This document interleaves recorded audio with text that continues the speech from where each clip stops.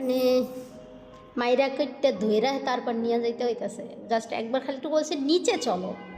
এটাই ভাবছেন তো কি হচ্ছে এখানে, এরকম ভাবে ধরে রেখেছে কেন? একটু ওয়েট করুন, দেখতে পাবেন।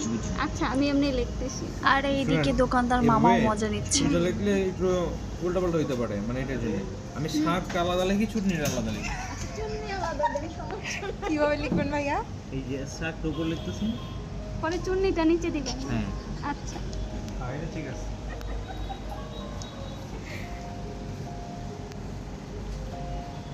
আমার কিছু একটা আইডিয়া ছিল যে কিছু একটা হতে চলেছে, কিন্তু লাস্টে এইরকম কিছু একটা হবে এটা আমার সত্যি ধারণার বাইরে ছিল। আপনি তো আবার একদম আমি একটু রেডিও হতে পারিনি, যেমন ছিলাম তেমন আমাকে দেখলেনি তো, ধরে নিয়ে আসছে নিচে, আমাকে জুতা পর্যন্ত পরতে দেয়নি, খালি পায়ে চলে আসছি আমি নিচে, আর এসে দেখি এই অবস্থা। হ্যাপি বার্থডে টু শিলা। লা লা লা লা।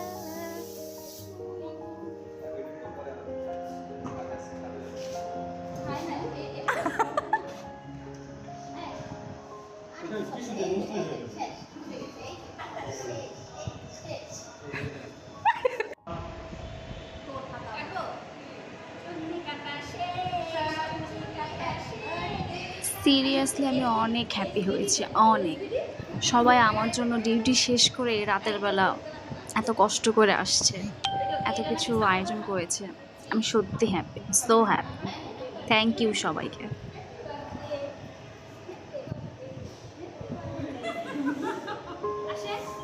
দিতে হয়নি। আর কেক কাটার পরে শুরু হলো আসল সারপ্রাইজ, যেটার জন্য আমি মোটেও প্রস্তুত ছিলাম না।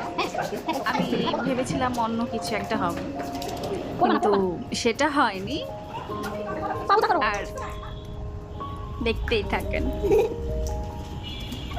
সিরিয়াসলি ভাই, ডিমের খোসাটা অনেক শক্ত ছিল, আরেকটু হলে তো আমার মাথায় ফেটে যেত।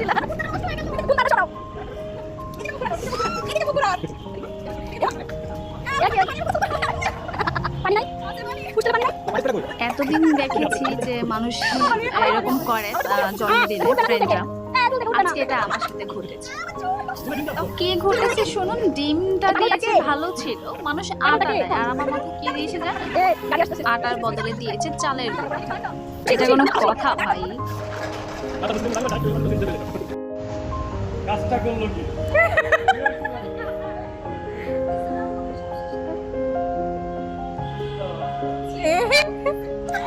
আর এদিকে